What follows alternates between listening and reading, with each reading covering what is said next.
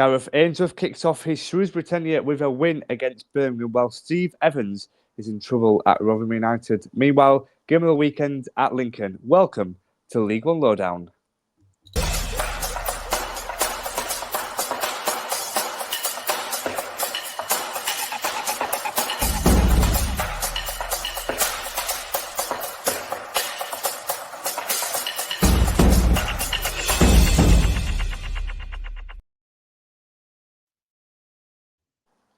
Hello, good afternoon, good evening, whenever you are listening / watching to this. This is the League One Lowdown with myself, Seb Jones, joined as ever by Jamie Johnson. Jamie, how are you doing, mate?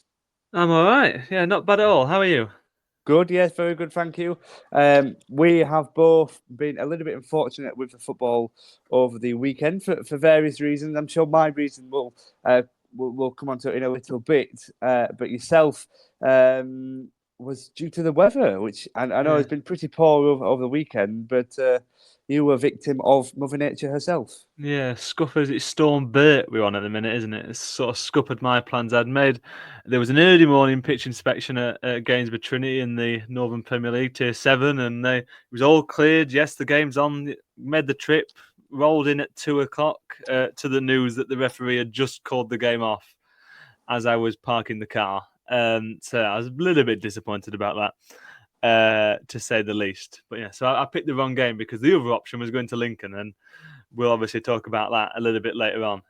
So I definitely made the wrong choice. I think you're unhappy maybe for the football actually being on. Yes, well, maybe you'd have been happy if yours had been called off in the end. But yeah, not the best weekend. No, yeah. You stole the words out of my mouth, really, and I'm sure we'll come on to that a little bit later on, as I said. But plenty of action in League One, and for the first time in a while, we've actually had a full roster of games. So this is a proper, I don't know, like a back to normal, Jamie. Really, it's weird to think of. We had the FA Cup, we've had the international break. But we've had 12 League One fixtures over the weekend. So yeah, all is good in the hood as we enter the busy festive season. We're going to start looking at one of the games from the weekend, and it's a game between Shrewsbury and Birmingham. Obviously, Birmingham high flyers of the season so far. Shrewsbury just sacked the manager, appointed Gareth Ainsworth, who we know some people thought it was a good appointment, some people not so sure. It ended up being on hindsight, a bit of a masterstroke getting Gareth Ainsworth so far, at least. Well, I'm delighted that I was flying the flag for Gareth Ainsworth on last week's podcast, and I'm grateful that the fruits of that work has already come through. And obviously, early days, but he's got his first win under the belt in what I think we described as the hardest possible game he could have got. Obviously, Birmingham, but he's come through and he's got that win straight away. A new manager bounce and a half, isn't it? I mean, they've 6 losses in a row. Only one win in 14, and that 14 games included a loss to Birmingham, 4-0 in the EFL trophy or whatever name it's got this week. Well, yeah. But Gareth Ainsworth has come in and he's sort of turned the place around in really short fashion and gotten a really important win. Getting that first win under your belt is huge, and mentally as well as sort of in terms of what his team's going to be able to put out in future weeks, a bit of confidence on and off the pitch, if you like. And they did it in good style, good fashion as well. But yeah, just on the win itself, yeah, really, really important one, Seb. Yeah, absolutely. In terms of the win itself, as I said, 3-2 it finished to Shrewsbury. 3 different goal scorers for the home side. Pierre, Marquis and Bloxham all on the score sheet. And I think it was sort of a slight change in formation, but Birmingham obviously, well, we know the qualities that they have, they're always going to be a threat. But Shrewsbury, I think, just sort of rode out. They got the goals in that first half, and the second half, yes, they grabbed a goal within the first 10 minutes, but then the rest of it was just sort of just seeing the result out of play, a professional performance just to hang on for those points. Yeah, I mean, it's an amazing result. I mean, the 20% possession they had, and they've turned that into 3 goals. I mean, it's really good going, and they've made the most of the chances they did have. John Mark, as you mentioned there, obviously someone I know a little bit time at Doncaster Yeah, Rovers a couple of moons ago. He did really well. A goal, a kind of assist. I think it was the second goal. It sort of bobbled a bit. The ball he played in took a deflection and went in eventually. And he hit the bar as well. I mean, he was involved in everything, of at least most of the attacking play for Shrewsbury. So he was really impressive, and Shrewsbury as a whole were obviously very impressive. And you can't say enough nice things and good things about this victory because, I mean, no one saw it coming.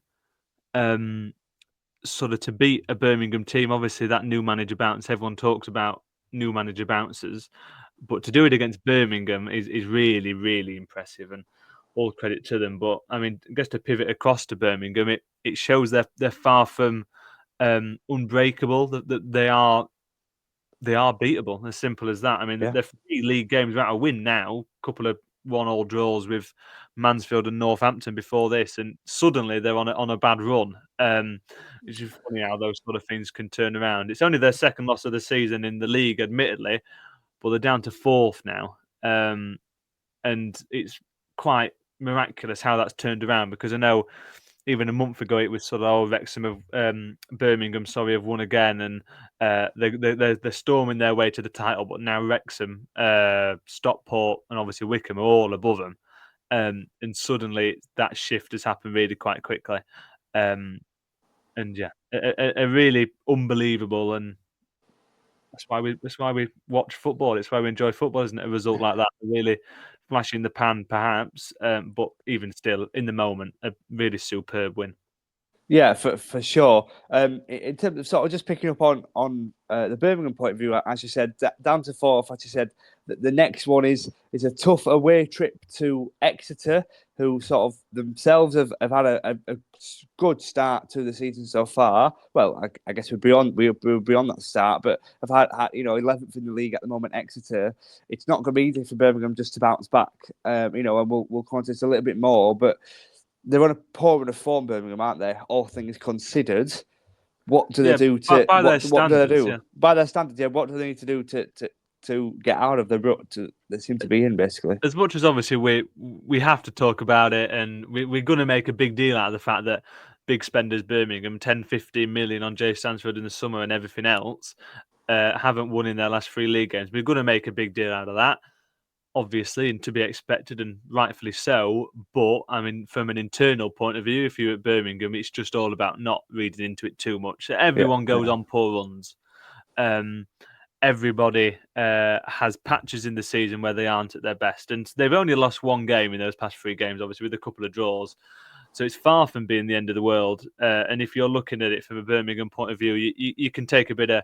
It's just all about patience and sticking with it, and it'll all be fine in the end. I mean, they won't be 4th come the end of the season if they carry on in sort of the overall vein of form they've been in over the past couple of months. So yeah, I wouldn't worry about it too much, and I feel that will probably be the message internally and at Birmingham. Just the fact that don't read into it too much. It's only a couple of games. And just before we move on, Shrewsbury, the win takes them off bottom. So they've established a little bit of a gap between themselves and Burton Albion.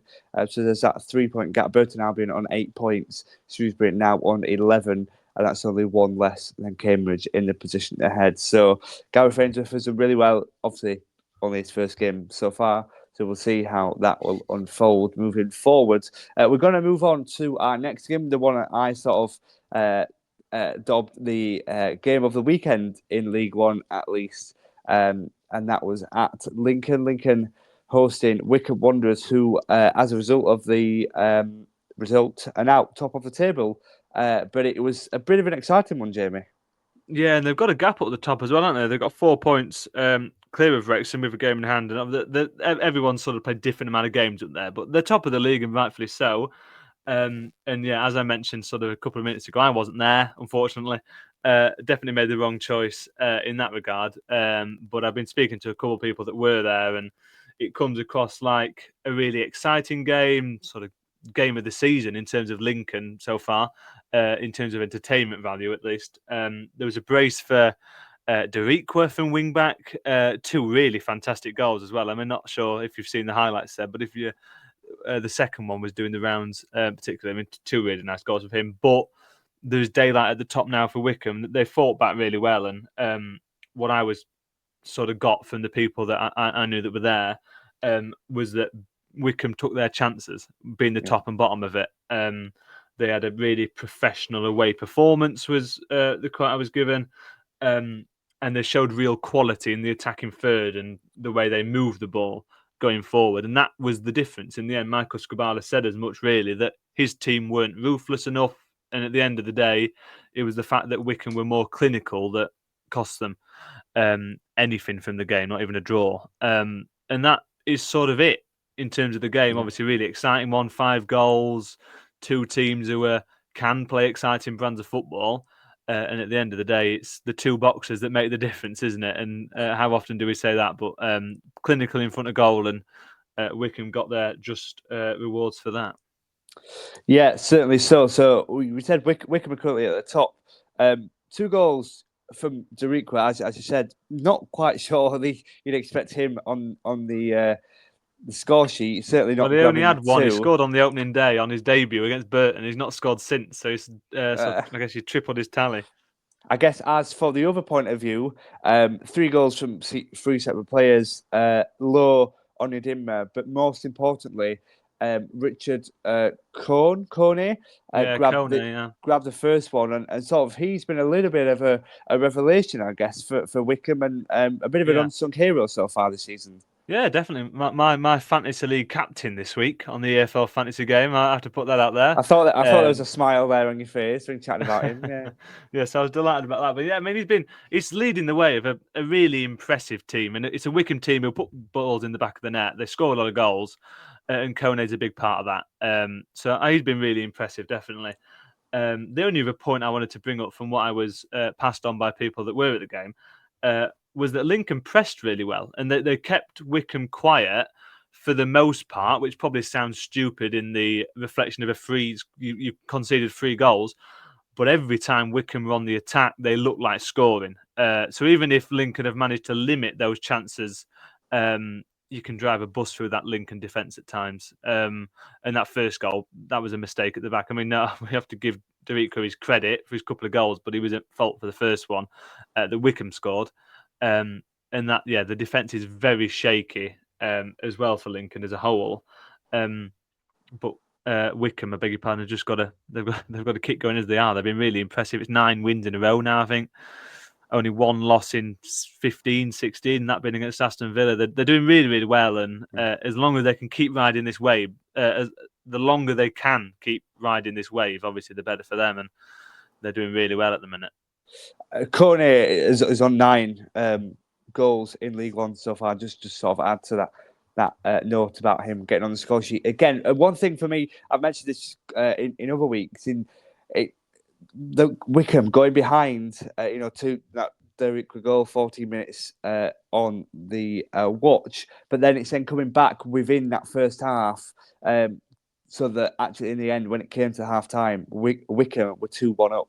And so Coney scored on 35, and then Onyedinma scored on 33. So they've got a bit of a knack within games, within halves of games, getting that turnaround and getting things to click and that bounce back ability, rather than sort of, many clubs might have gone 1-0 down and then wait for the inspirational halftime talk from the manager. But for Wycombe to, within the half, turn it around themselves, I think it's credit to them. And I guess when you're on this momentum and you're on the streak that they are, I guess it becomes not second nature as such, but a bit more easier to motivate players to just galvanise them a little bit more. But certainly the time of the goals is key, and also the turnaround within halves is key. Yeah, no, definitely. I agree with that. And I think it's a really interesting point, actually, that it's that tenacity, isn't it?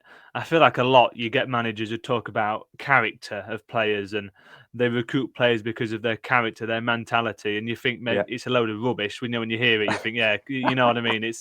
But it does make a difference. And these are the sort of examples you bring out, because a player with a good mental strength and determined, tenacious, whatever words you want to attach to it, that's what turns these games around, as well as obviously the quality. And you've got to be a good footballer at the end of the day, but that mental capacity as well to do it really makes a difference. And I think that is the quality sort of hitting the nail on the head with there that Wycombe have by the boatload at the minute. Certainly. So, a vital few minutes for Wycombe. In terms of our next game, there was a vital few minutes for Charlton, but didn't go in their favour. So Charlton travelled to Yorkshire to play Huddersfield. Do you like a smooth transition? Perhaps the worst segue in the history of the League One lowdown. Come on, give some credit. I worked for hours on that. No, I just came up a few seconds before. A few minutes. Yeah, it was written down. He's reading it off his paper. Few minutes that were probably Charlton. Well, it's gone from bad to good. Charlton got the equaliser. Matty Gordon penalty. 4 minutes later, they're down to 10. That's crucial, that, isn't it? Yeah. Oh no, 100%. Yeah. No, I get where you're coming from. I'm being facetious, but yeah, no, I understand what you were trying to get to. On the red card, I mean, I find it very hard to explain. I obviously watched all the different highlight packages and from the different games this morning, and that I think I watched it about 4 times because I just don't understand what he was doing. And everyone hasn't seen it. I do recommend finding it on the highlight package just to try and get your head around it yourself, because it was a throw-in that was taken and it came back to the throw-in taker. And then Doherty's just, bear in mind, obviously he's on the touchline just inside the Charlton half, so not in a dangerous position at all. And he's just studs up, gone straight through him. And I just didn't understand it, really. And I think that's perhaps a symptom of the problem that Charlton, they're in a really bad rut at the minute. I mean, they played close to an hour with 10 men in this game, which obviously doesn't help, but they've only won one of their last 9 league games. And they're the sort of runs I think perhaps has gone under the radar. I know it's not something we've touched on much over the past few weeks, and Charlton's one of those teams who think, they'll be all right in the long run. But at the minute, they're really struggling, and Nathan Jones has got to be in a little bit under pressure, a little bit of trouble, perhaps not as much trouble as a manager we're going to talk about in the second half of this podcast, just to lay a few seeds there. But it's not looking good at Charlton at the minute. I'm interested to see what you think that might be because of, because I struggle to put a finger on an issue they've got. Because they've obviously got good players, they've got a good manager, but it's not going well for them at the minute. Yeah, I agree. They went on a really good sort of run towards the start of the season, and things are looking really good. Everyone's saying, Charlton are going to compete, going to be up there, but they dipped off really. They just haven't sort of continued that strong form, that momentum. And I can't really you've just asked me to put a finger on it. I can't really put my finger on it because there's not like a standout reason. As you said, they've got some good players, they've got a good manager. Just some the results just haven't.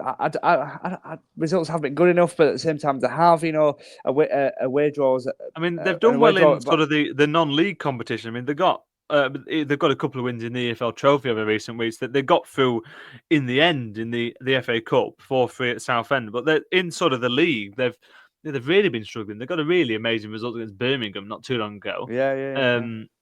But that's not been built on at all, and they've gone completely the other way. And yeah, I mean, I find it difficult to put my finger on it. I guess the only thing that pops into mind is Alfie May. They've lost the goal scorer in the division, obviously to Birmingham, as you mentioned. That perhaps is the easy solution, to sort of the easy thing to put your finger on and say, they've lost the goal scorer. But obviously, there's something deeper to that, I think. Yeah, I don't know, because they had a pretty solid October in terms of the month, beating Birmingham, as you said, and then 3 draws, 1 at home to Stockport, who have obviously been on a good run, 1 away at Barnsley, who ourselves have been on pretty solid form this season, and then 1 at home to Wrexham. So all things considered, a pretty solid point, but then they weren't able to follow that through into the month of November. As you said, they did manage to win in the league during November. Yes, they won sort of in the FA Cup and the EFL Trophy as well, but in the league, they've just not been able to do that. I don't know if that's because November has been a bit sort of bitty, that they had a match called off against Peterborough as well. Sort of there's not been. it may or may not be the case, but there's not been that consistency, that routine of sort of, that every Saturday there's a match and it's going to be a league match. They've had a couple of cup competitions in that. They've had a game called off, as I said, and I guess it's been a bit stop-started. They haven't been able to get that momentum going. When you do play these cup games, obviously there's going to be changes to the squads, and particularly with the EFL Trophy, we know it's basically an excuse for a second 11 to be played by certain clubs. So I don't know. To me, I think that's what it is. I think it's a lack of consistency in terms of games, maybe. No, I get what you mean. I guess the counter argument to that is just the fact that every team is in that situation. If you get what I mean. Yeah, that's what I mean. I don't know if I'm clutching at straws a little bit here, but I think it's something to do. I guess just a little bit more digging on. I mean, I know a few Charlton fans, and it's sort of speaking to them, and you just to see the lay of the land. Because it's a bit of a confusing one, at least from the outside. You're looking in. If anyone is Charlton fans listening to this, do comment why you think your team is in such a problem at the minute. Because I think it's a really interesting situation that they fell into, because they seem, I mean, like you mentioned, they started quite well and did well in October. They seem to have just flopped into this bad run of form really unexpectedly. And it'd be interesting to see how quickly they can turn it around. But equally, I don't think it's too bad, that they're 14th in the table, which I think if it's solid, So for Charlton, I mean, they've lost more than they've won, and Charlton should be up the top end of the table. They should be, yeah. And I Nathan guess Jones hasn't gone to Charlton to sit mid-table. Well, yeah, and there's that as well. And I guess with the way that the season did start, I can see why. Okay, yeah. It's something. I mean, next week obviously we're back to the FA Cup, so it's perhaps. Don't remind me, Jamie. Perhaps there's obviously less to talk about, and perhaps that'll be something we can pick up again, going into a little bit deeper on sort of what is happening at Charlton and why. On field, anyway. I think it's something to sort of keep on the back burner, and see how, if and when they pick up, really. But it is worth noting, Charlton did play against Huddersfield at the weekend. It wasn't, we forget to mention them, I guess, really, at the minute. So Charlton were down to 10. As you said, Doherty, bit of a reckless red card, really. And Huddersfield took advantage. He's the long and short of it, really. Pearson with an early strike, but then Kasumu in the second half meant that Huddersfield claimed a fifth place position in the league table. There's not really too much to say. I think when you play so long with 10 men and the other side has got 11, I think sort of it's almost you're just waiting to see when the team can take advantage rather than if they can take advantage. And Huddersfield got that. They got the winning goal and 3 points and jobs are good, basically. I'm glad you brought us on to Huddersfield, actually, just because I think we can get sort of lost in the fact that Charlton have obviously come out on the wrong side of it. But Huddersfield won, deservedly so. They're the better team. They're steadily climbing the table. They're up to fifth now and 6 league games unbeaten. Not a bad run by any stretch of the imagination. They're in really good nick at the minute. The first goal, especially. The second goal should have been saved, really. But the first one was a really nice goal, a nice cross, and a good flicked-on header. So all credit to them. Obviously, Charlton mastered their own downfall, if you like, with the red card and just the old atmosphere around the place. But Huddersfield, deserved their win, and moving on up into those playoff spots. And it's where they will want to be. It's where they should be. And they're looking in the right direction at the minute, Huddersfield, which is a great news for them. Yeah, and I sort of mentioned in terms of the month of October for Charlton, I think the month of November has been a little bit disappointing for Huddersfield, after starting that with the FA Cup defeat to Tamworth, which I think was, pretty damning, really, for Michael Duff's side. And they drew away from Crawley the game after that, which again, no disrespect to Crawley, but you sort of are expecting Huddersfield to beat those sort of sides. They won the EFL Trophy, and that with sort of a second side, and then beat Charlton at the weekend to sort of close off November. But then they do have the final game of the month on Tuesday, as a lot of sides do, which we'll come on to a bit later on. But good for sort of Huddersfield to come to the end of the month on a bit of a more positive note than the way they started it. But yeah, Huddersfield victorious against Charlton Athletic. We're just going to take a short break, and we'll be back with you at the other side of it to discuss the rest of the action at the weekend and also look ahead to the midweek fixtures.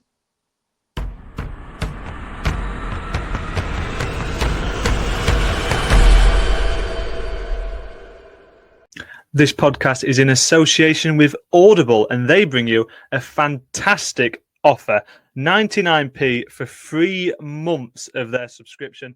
And for that, you also get a £10 voucher to spend on whatever book you want to listen to. It could be Richard Osman's Murder Mysteries. It could be Harry Potter. It could be the heaps of football autobiographies they have on Audible as well. And for 3 months, for 99p, you get 3 months of their service. Terms and conditions do apply, and you can find those below in the description.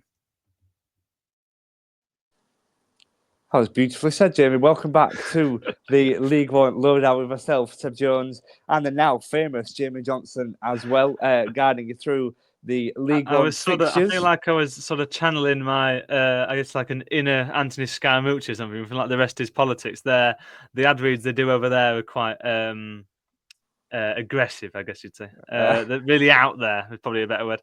But no, I was trying my best, and yeah, I won't go over what I said in the ad read, but yeah, Audible is associated in this podcast, so yeah, find out below all the details on that.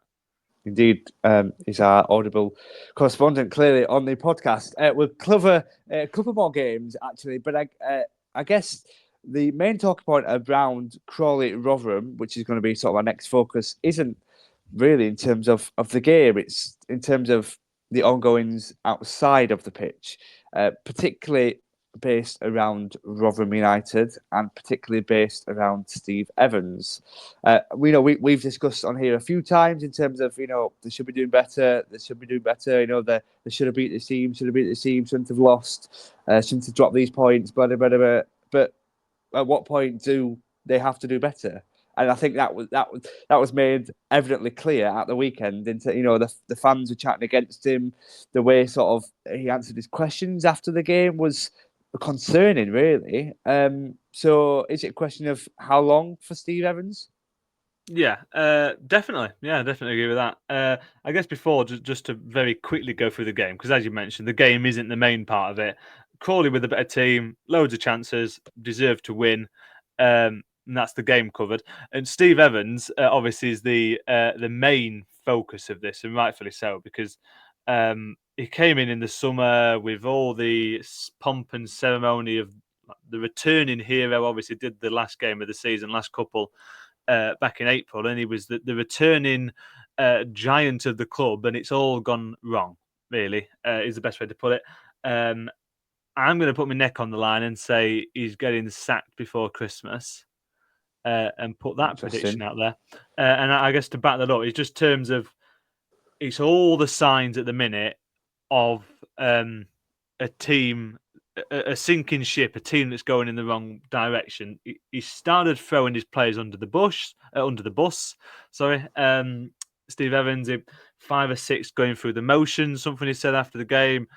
Cameron Humphreys, I think he said his defending was under 8's standard. Which, I mean, you said that in the changing room. Don't say it in the media. There aren't the things you can or should say out in the public view. And I think for me, it's only a matter of time once that starts happening. And he was half an hour after the game. He eventually came out to do his post-match interview. And all the signs are pointing towards a man under pressure who knows he's under pressure and acting out in a way, because that's what managers do on their way out. You start pulling other people down with you, pulling players under the bus. It's your fault. It's not my fault. All that sort of thing. And there's only one way it goes after that. I mean, he said himself, one of the things he mentioned in his post-match interview was December the 3rd against Lincoln, which is their next game. It's now or never in relation to that game. And if they don't win, I think it's never in terms of Steve Evans's second stint at Rotherham. Yeah, I think you raised a few valid points there. I think that is valid. It's interesting how he said that it's now or never. Like, when would you get a manager saying, "Oh, it's now or never"? You just don't. It just doesn't happen. So that itself is really bizarre. You're right in terms of the treatment of the players calling them out after the games, particularly Cameron Humphreys. You know, if the players had a poor performance, you know, he got brought off at half time. Did Humphreys, and you know, I think that itself is pretty obvious that you know Evans is not happy with his standards. He doesn't have to then go out there and, as you said, speak to the media and say what he did. You know, the under eights comment about defending. Like he doesn't have to. You know, and probably pretty clear from the fans that Humphreys was having a bad half, and you know that happens to players sometimes. And Evans brought him off at half time, and that normally is where the line is drawn. You know, yes, he had a bad half. Yes, you know we'll train and we'll work towards it to do better, and that's it. The fact he's calling out an individual player and actually players, as you alluded to, like it's just bizarre. Like, yeah, it is almost he's trying to find a deflection tactic, really, to you know, because he's under pressure. There's no doubt about that at all. So he's trying to just fire off different scapegoats, really. I guess you know yeah, no, it's exactly that. Yeah. Yeah, they're 2 points off of the relegation places. I don't know about you, Jamie, but certainly, you know, towards the end of November, if you'd asked me in the summer, well, where would Rotherham be? You know, I'm thinking top 6, top 4, you know, maybe even top 2. I would not have said 2 points away from the relegation places. Yeah, and It's only just 1 point ahead of Crawley, obviously, who beat them in this game. Yeah. He refused to say he was in a relegation fight. It was something that was put to him as are you in a relegation scrap? And he was basically just said, don't be stupid. Really seemed to be the memo he got out of that. And Paul Davis, one of the Rotherham Advertiser Rotherham report, Advertiser, yeah. One of his tweets I thought was really quite interesting and is worth bringing up. It's a quote someone obviously asked him in relation to Cameron Humphreys. Said you took him off at half time, Steve, kind of asking why. And Steve Evans said, did you see their goal? So, and then sort of his fault for the goal. I took him off at half time, and you just don't do that. You really don't do that outwardly. In the dressing room, yeah, it's a different playground altogether, and that's the sort of thing perhaps that should be getting said in the changing room at this time when players are in such a bad the team is in such a bad state in terms of their performances and their results. But yeah, as soon as you say it outwardly, it's game over. We're on the way to it being game over. And yeah, I think it's as simple as that. It can't go on forever. Well, as that the famous McCarthy quote, it can.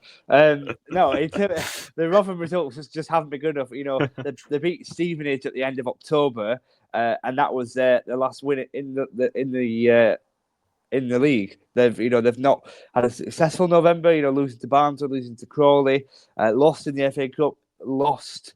They beat actually Bradford in the EFL Trophy, but it's just not been good enough at all, really. And even prior to that Stevenage victory, losing to Leyton Orient, losing to Wrexham, drawing to Peterborough, it's just not been good enough for sort of a solid amount of weeks. And as he said, it is really now or never. A lot does ride on that Lincoln game or next Tuesday, really. You know, they're fortunate, I think. Go on, yeah. No, I was gonna sort of ask you a question, really. Something that pops into my head as we're talking there. If it isn't Steve Evans, is in terms of if it's not a manager, the returning hero in the summer and everything like that, if it isn't someone who's got that credit in the bank with the club, do you think he'd still be in a job? No, I think he'd have gone. I think he would have been gone. Yeah. How can a club like Rotherham United sort of excuse their league position, excuse their results? They can't do that, really. And I think the excuse they've got is that Steve Evans been here before and had success here before. So ultimately, he's going to have success here again. Well, actually, no, that's not always the case. So yeah, if he wasn't Steve Evans, I think had another manager come in over the summer, I think that manager would be out of job as Rotherham. I think because it is Steve Evans, he's he's been let off in that regard, really. I agree. No, that's why I put the question to you, because that's what I was thinking as we were going through that little segment there, and that's exactly what I think. I mean, if he hasn't got that credit in the bank with the club, he hasn't got that history of success with Rotherham, there's no way they'd be sticking by him by now, with everything that has been happening over the past few weeks and month or so. But yeah, I will say that, as I mentioned at the start of this, that it won't go on forever, and I can't see him lasting too long unless that Lincoln game that he himself said is now or never. If they don't get a result out of that, then it's night. It's sort of the end of it, isn't it? Do you think he'll be gone before then? Because there's 10 days time It's a bit until of a then, just break, under isn't 10 it? days. I There mean, is a break. There is, which I guess will probably fall into his favour, say, as part of a give promise me or time to turn it slash, around. yeah, like a deal. Give me time and I get a result. He's got I think it's 9 days, isn't it? To come back for the Lincoln game, so he has got that time to work on the training ground. But he had time over the international break, and there wasn't really any difference on the pitch. So. Yeah, I guess between us, we've just answered the question that I've just proposed. But No, I but don't I know. think You, it's an you never interesting know. one. You never know, do you? You never know. Well, no, you never know in football. I would be surprised if he gets sacked sort of in the next few days, just because I think if he was going to get sacked after that result, then he would have been sacked already, sort of thing. Yeah, As true. we record Yeah, this on Sunday evening. But yeah, I think exactly what he said himself. That make or break game, the now or never game, is that one against Lincoln at home against Lincoln. If they lose that, yeah, it's over. I think for him in his second stint at Rotherham. we have a League One lowdown sort of presenter group chat, and I'm not going to sort of specifically say what was said, but I think Sam raised a good point in terms of was Steve Evans ever the right man to come in? Given he's had a bit of a mixed success. Stevenage, yes, he did really well. Rotherham in his first stint, yes, he did really well. Crawley got promotion with Crawley, but then other than that, Leeds unsuccessful. It's easy to do Peterborough it in not hindsight. great. Do you know what I mean? If he was doing a good job at the minute, we'd be like, "Oh, what a manager! He's fantastic," Yeah, sort of thing. yeah, But obviously, because he's struggling and doing a really poor job so far in his second spell, those questions are rightfully asked.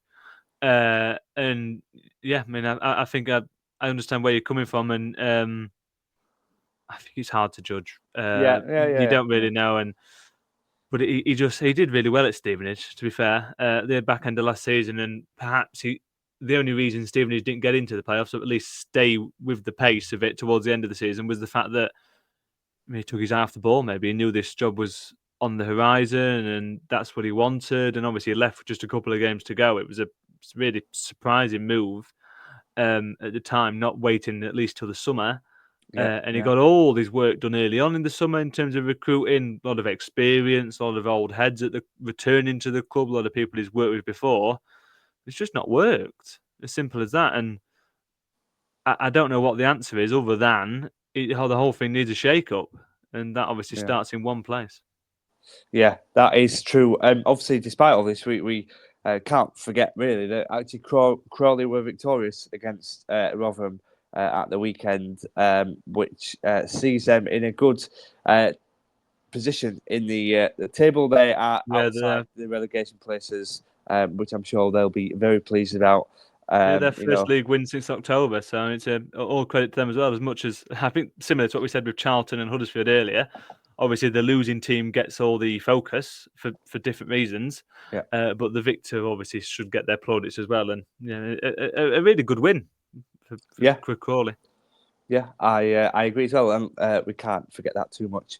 So it'll be interesting to see in terms of that Steve Evans development what happens over the next couple of weeks or so. Elsewhere in League One, we have a few more fixtures that we're just going to run through the scores. Bolton beat Blackpool by 2-1. That was courtesy of a late Collins winner in that one. Stevenage and Leyton Orient was goalless. Barnsley, as mentioned right at the top, were defeated by Wigan Athletic. And that continues Barnes' poor home record at Oakwell. Stockport were victorious on the road away at Burton Albion. Mansfield lost 1-0 to Bristol Rovers. Peterborough and Cambridge was also 0-0. Reading won Peterborough. Northampton Cambridge was 0-0. Reading won Peterborough 2-1, and Wrexham were victorious against Exeter by 3-2.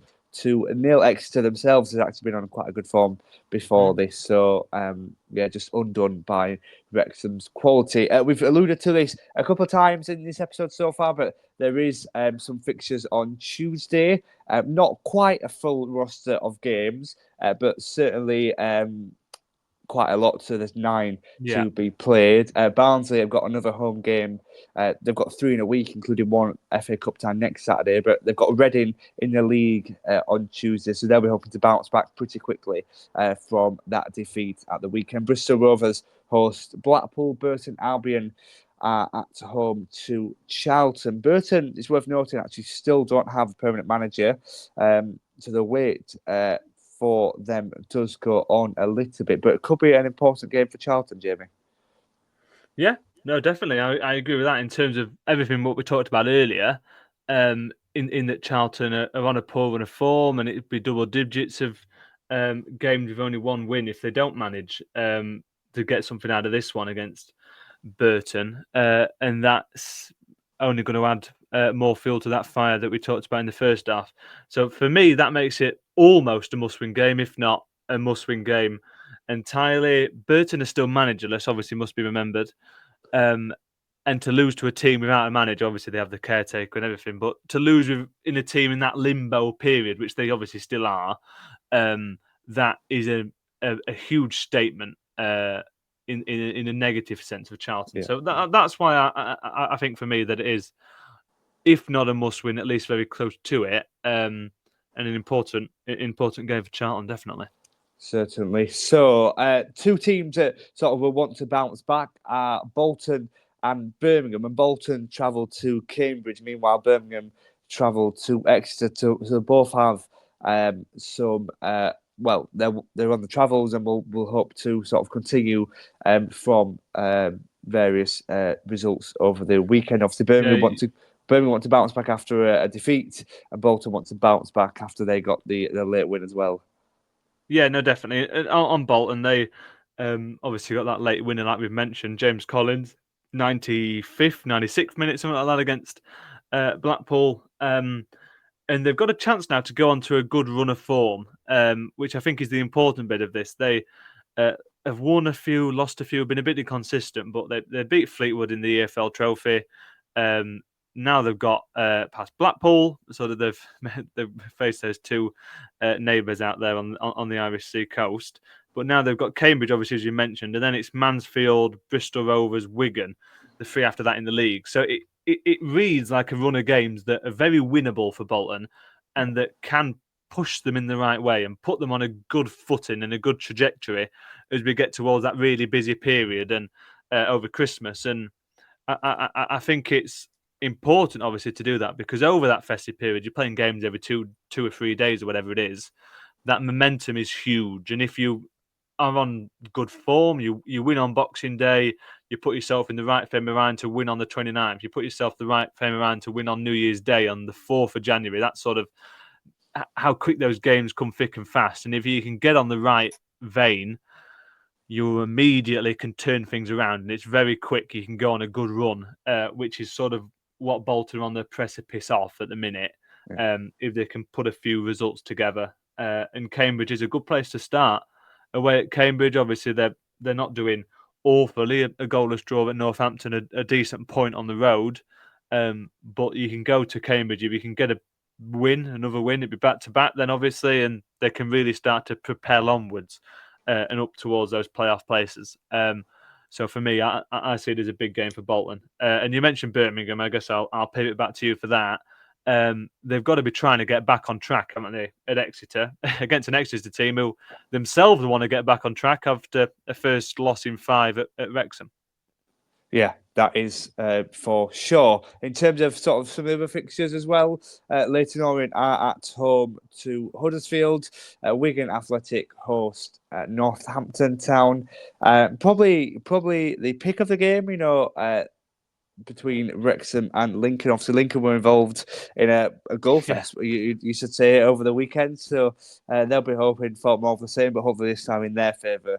And then the final one is the leaders, Wycombe Wanderers, at home to Mansfield, who themselves have had are in a solid position at the moment, albeit have sort of dropped over the past few weeks.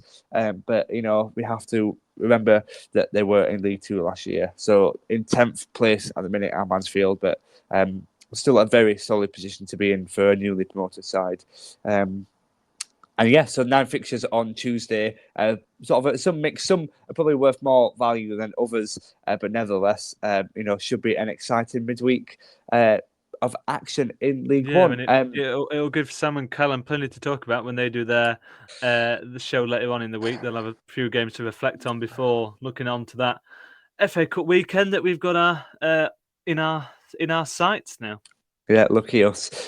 Before we leave you, just want to say as a League One Lowdown, we've just joined the app Blue Sky. So feel free to follow us on there. We are on there as at League One Lowdown.thedeck.the news. But if you just put in League One Lowdown, the likelihood is we will come up, and all our apps on Blue Sky, myself, Jamie, Sam, and Callum's are all on there. So feel free to follow us on there. A lot of people are moving up across there from Yes. X, formerly Twitter. So we're getting on the bandwagon, aren't we? We are jumping on the bandwagon. So yeah, feel free to see us on there. We will still be continuing to use X as a platform as well, but we're also on Blue Sky as well.